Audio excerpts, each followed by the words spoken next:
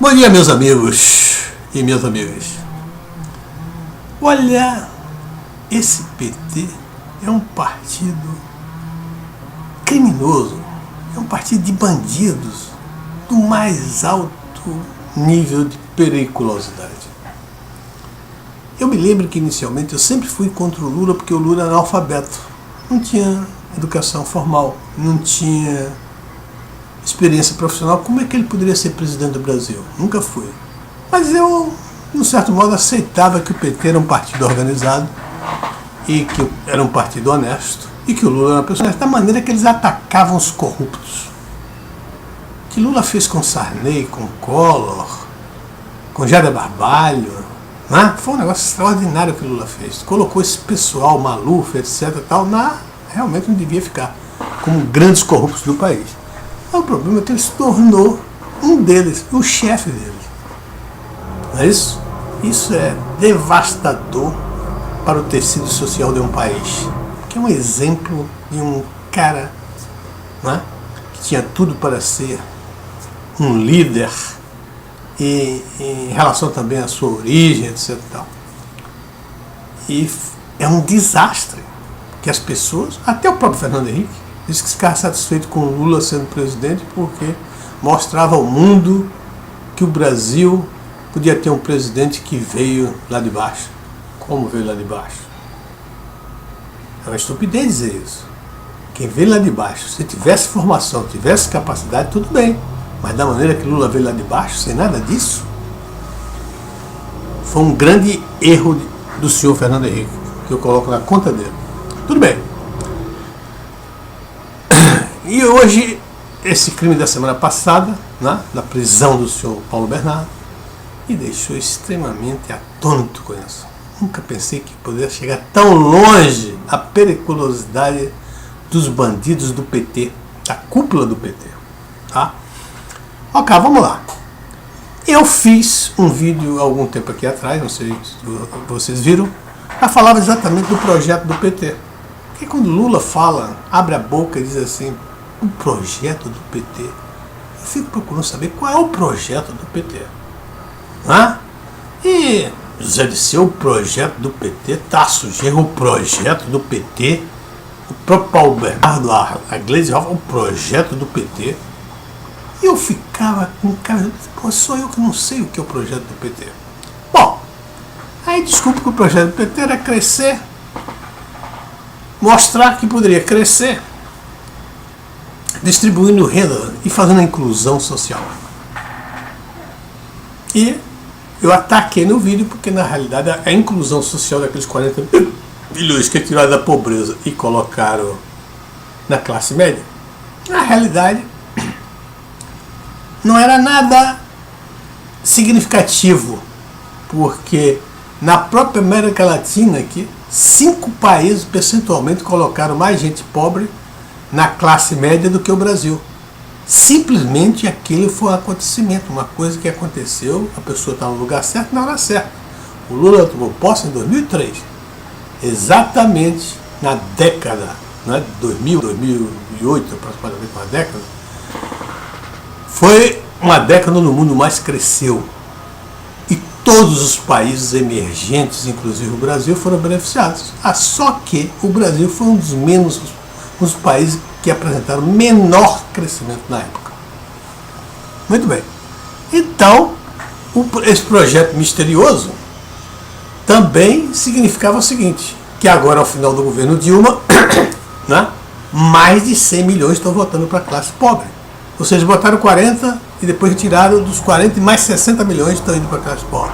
Quer dizer, foi negativo a inclusão social. Então, o que existia?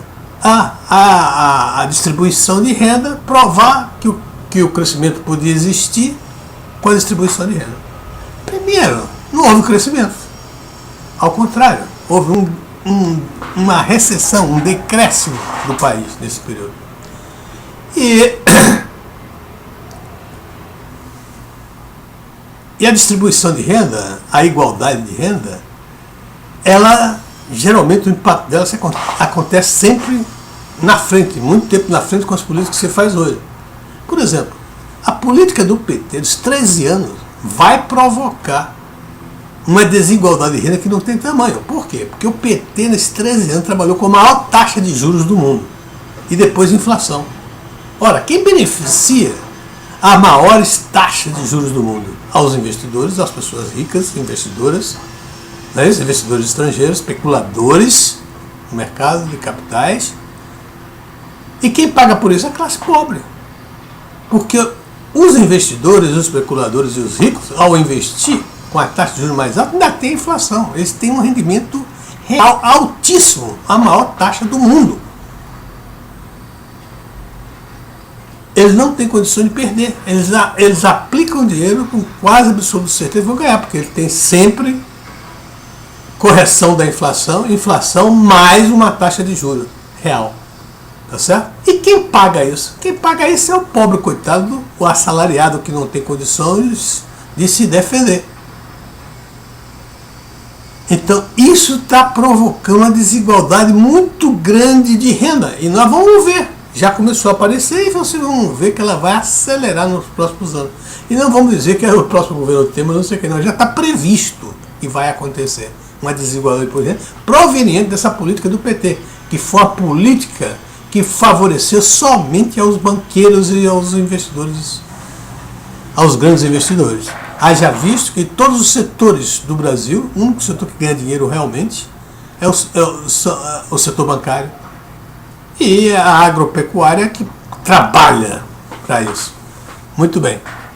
Então nós vamos ver que o projeto misterioso do PT, a grande inclusão é que eu não tinha entendido. Né? A grande inclusão que o PT estava falando era outra. Foi a inclusão do PT na folha de empréstimos aos velhinhos aposentados e endividados. Olha só, meus amigos, isso é um crime hediondo. Com licença.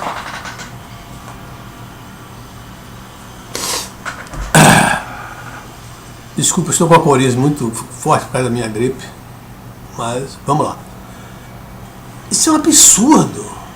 O que esse cara, Paulo Bernardo, conduziu, e conduziu para ele pessoalmente e para o PT, foi um rombo que está avaliado em mais de 100 milhões. Tirados de quem? Dos aposentados. Como? Fazem empréstimo consignados, conseguiram uma empresa para tomar conta disso, e a empresa cobrava R$1 de cada tomador de empréstimo. E na realidade o custo do serviço era 35. Essa diferença ficava com o PT. E era distribuído. O próprio Paulo Bernardo levou mais de 7 milhões desse negócio. A sua mulher, a Gleice Hoffmann, tudo dela foi pago com esse dinheiro. Aquela mulher aguerrida, defensora da Dilma por todos os jeitos, que é claro, ela tinha que defender a Dilma, tinha que defender esse governo, porque senão ela vai presa e pensando que evitaria a prisão. O marido já foi preso e ela vai ser presa também. Aliás, vai haver uma separação litigiosa, né? Que um vai ser preso não sei aonde, outro vai ser preso não sei quando, e vai ser difícil. Ela uma mulher presa vai ter muito problema. Muito bem. Então, isso é um crime hediondo, tem que ser punido com a maior pena possível. Agora, o crime mais hediondo do PT foi cometido pelo senhor Lula. O Lula pegou a Dilma Rousseff, uma pessoa completamente despreparada, desbaratinada, uma pessoa que não tem nem condição de expressar os seus pensamentos, e colocou essa mulher. Nunca demonstrou capacidade para absolutamente nada, nunca teve. Se tiver um currículo tão vazio de resultados, é o da Dilma. Ganha com certeza todos os currículos do país. E ela foi ser presidente do país. Quer dizer, o país vinha sendo dirigido por um presidente analfabeto, incompetente, sem experiência, e passou o governo a uma pessoa pior do que ele ainda. E outra coisa, coisa? Foi esse cara, o presidente Lula, que assumiu a responsabilidade por colocar Dilma Rousseff. Foi ele o absoluto responsável. O PT, na realidade, não queria. Ele atravessou, enfiou pela garganta do PT, de goela abaixo, e também a base aliada não queria. Ele é o único responsável, absoluto responsável, por nós termos uma presidenta como Dilma Rousseff. Uma pessoa absolutamente incapaz, incompetente. Tá certo? Mas olha só.